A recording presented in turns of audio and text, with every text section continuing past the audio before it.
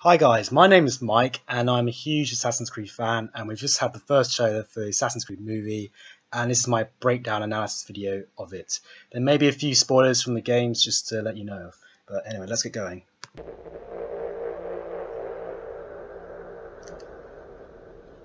Where am I? At 6 p.m. yesterday evening, you were executed and pronounced dead. You no longer exist. Okay, so we start off with Callum Lynch, who is played by Michael Fassbender and seems to be a descendant of assassins, and he lives in the modern time, and he seems to be kidnapped by Abstergo, which is the modern front for the Templars, who are the bad guys of the series, and Abstergo seems to have kidnapped him and obviously sort of falsely executed him, and the world now thinks he's dead, which I feel is quite an interesting way to go around that, because it's a good way of showing Abstergo's power, that they can literally just take someone off the grid. And we've also got Sophia Ricken, who's played by Marion Coulton, who is the daughter of Alan Ricken, who is the CEO of Abstergo Industries. One thing I found interesting was the name Sophia, because there is a project in Abstergo Industries called the Sophia Project, and I bet there must be a link between her and that project. Just a quick insight, that project is research into genetic memories and looks at them on a cellular level, and sort of I think it was aimed to see what the advances could be made in the field of medicine with that. So I'm curious to see if she was a part of that, or maybe was even the head of that project. And that to me tells me that this plot might be about either of these two things. Either the plot is about that particular project, or the other idea is that because at the end of Assassin's Creed 3, we have Warren Vidic, who was the previous head of the Animus project, killed off by Desmond. So maybe Sophia, has replaced him as the head of the Animus project. So that's a bit of a speculation there, but that's my thoughts. Oh, just for a point, the Sophia project can be found in Assassin's Creed Revelations in one of the Abstergo files. What kind of prison? So we got a shot of what I believe to be an Abstergo facility. Obviously it's where Callum is being imprisoned, and it looks very similar to the Abstergo Entertainment, which is a subsidiary of Abstergo Industries. They're Abstergo Entertainment's offices, where there's a lot of greenery, a lot of trees inside the building. So, and that office is based, I believe, in Montreal in Canada. So, and it's featured in Assassin's Creed Black Flag and Rogue. So, is that the same office? Is the modern time of this film set in Montreal, Canada? I've got a feeling not, simply because that is an Abstergo Entertainment project, and this seems to be more of a facility for Abstergo Industries, and so more likely I'd say it's set in the Rome facility, which is where Desmond the main was in, and or it could be a completely new facility that we still haven't seen in the games. And it's also a question of DR, which is at the back of Callum's thing. I don't know what that could mean. Anyone have any ideas? Just put them in the comments. What is this? It's not a prison. That is the Abstergo Industries logo, if anyone didn't know. You're about. Now this is quite odd. It's the ceiling. There seems to be some form of birds, probably eagles, because it's Assassin's Creed, flying over. I'm not sure what this is. I'm not sure if it's like the real life sky, or if it's just some projection. I don't know. Any ideas? Also put those in the comments. To enter the Animus. What you're about to see. Here we've got 6 different hidden blades put out, and they look like they've all got some slightly different designs. What I'm sort of curious about is the one on the far left. You could just about make out the Assassin's Creed symbol there, so which is quite similar to the hidden blades that Ezio Auditore used. And the one on the second to the right, if you see, it's got something to the left of it. I'm guessing that is a rope launcher, and those blades were used in Assassin's Creed Syndicate by the Fry twins. So looks like a lot of collection of different hidden blades, but who knows? I don't know, maybe they're just collecting the history of hidden blades. It could be anything, really. See, hear, and feel are the memories of your. We've got a first shot of Alan Rickon, who I mentioned earlier. He's the CEO of Abstergo Industries and Sophia's father.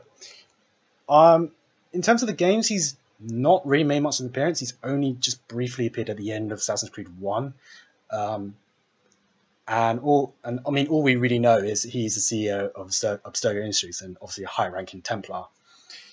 But yeah, it'll be interesting to see what his character is like and what he contributes to the story. And I did have an idea though. A thought, like, what if the games wanted to have Alan Rickman's character in the game story? Could they potentially hire Jeremy Irons to do the voice and likeliness? Because that to me is the perfect way to tie in the games and this film. But I don't know if that'll happen or not. Ancestor who has been dead for 500 years. What do you want from me? Your past.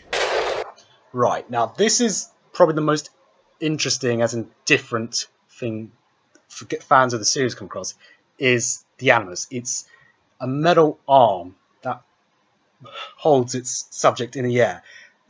In the game, the Animus was all it was just a chair that you sat in and just relived memories. This seems to have a lot more physicality to it. I wonder if, while the subject is reliving their ancestors' memories, whether they also sort of physically act them out, and that could have potential implications of maybe the bleeding effect with this particular machine is much more enhanced. So there definitely seems to be something special about this particular Animus, or it could just simply be like this for cinematic and dramatic effect. But another little curious little thing is, if you look over here, the bottom left, there's like a little chair thing here, which, if you remember, it looks very like the Animus used in Assassin's Creed 2 by Desmond. So what's it doing here? Because that Animus was the 2.0, which was built by Rebecca Crane, who's an assassin. She called it Baby. Why is it now in possession of Abstergo? It could be because they acquired it after the events of Assassin's Creed 3, when the assassins had to abandon everything, including Desmond, and they might have acquired it from that. Who knows? And a little sort of slightly obvious point is, what are Templars after? They seem to be after something in one of his ancestors, Callum's ancestors past, which seems to suggest they're looking for a piece of Eden, which is what they normally tend to always be looking for. So there must be a particular piece of Eden that came up during 15th century Spain. But I'm curious of the double hidden blades that Callum seems to be equipped in.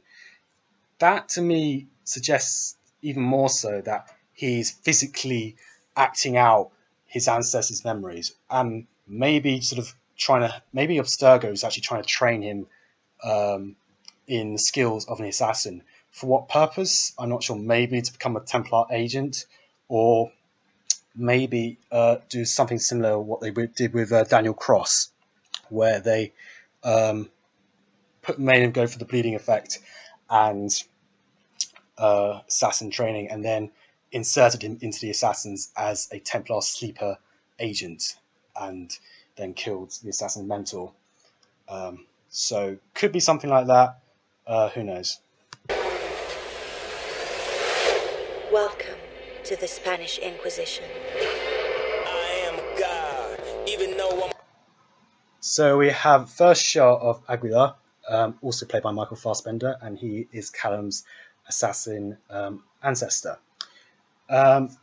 Interesting about Aguilar, it means I think place of eagles or something like that. It's got eagles something in its meaning, and that follows along a very common theme that the assassins tend to be named with names that mean eagle. For example, Altair and Ezio and Arno all mean eagle in some way or form.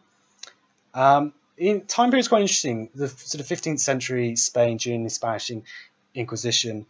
The Spanish Inquisition started in 1478, and Ezio's story in Assassin's Creed 2 starts in 1476.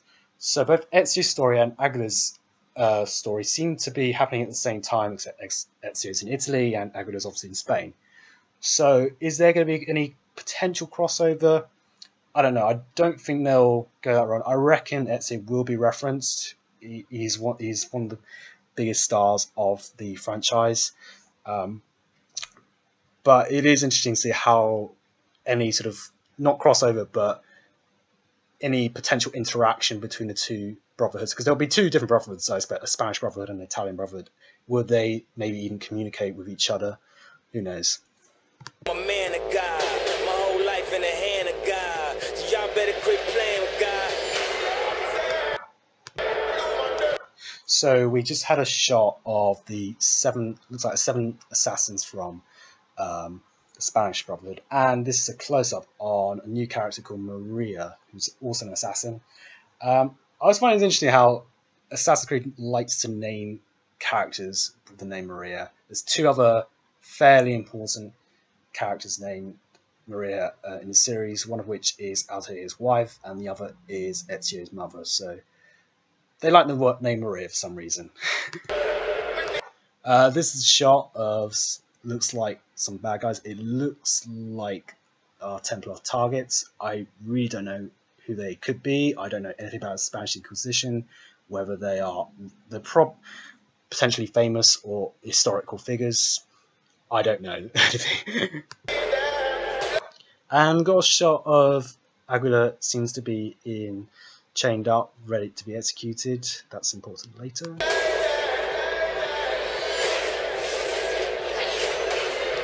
Okay, here we've got a shot back in the modern time, and it looks like some Abstergo guards are coming in. I'm not quite sure what they'd be there for. I suspect somewhere along the plot, the subjects, the assassins, imprisoned with Callum, and Callum will try to escape, and they'll come in and try and stop it. That's probably what's going to happen.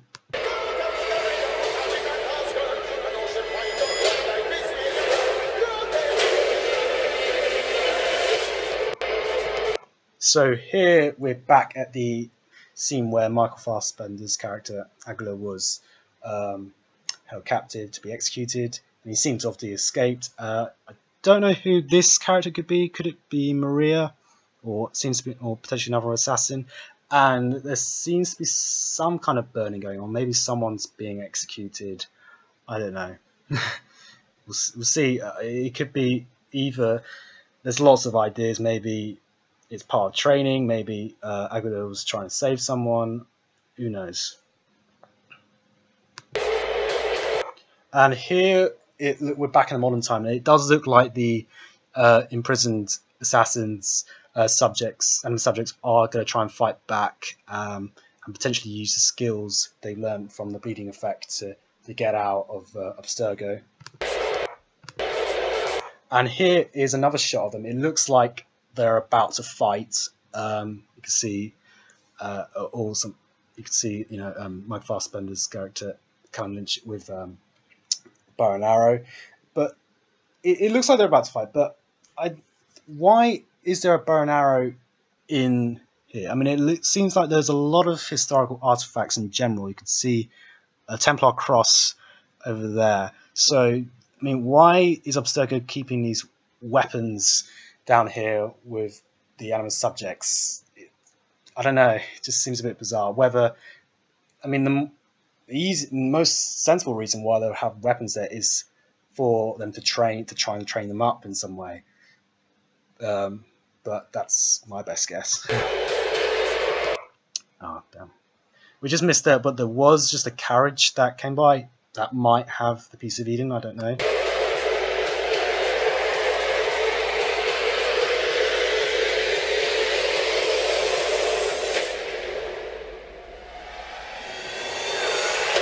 And he seems to have jumped down and done, like, looks like he's done some form of, an air assassination equivalent. So that sort of increases or supports the idea that this Animus does also train the subject in the skills that their ancestor goes by. We work in the dark to serve the light. We are assassins. Yeah, that phrase does probably sound really cheesy to someone who hasn't played the games, but that phrase, we work in the dark to serve the light, we are assassins, that is used definitely in the Renaissance period. Its most frequent use of it is when a new assassin is being initiated. That is one of the lines that is said basically in their initiation. So yeah, that's just what it is, really.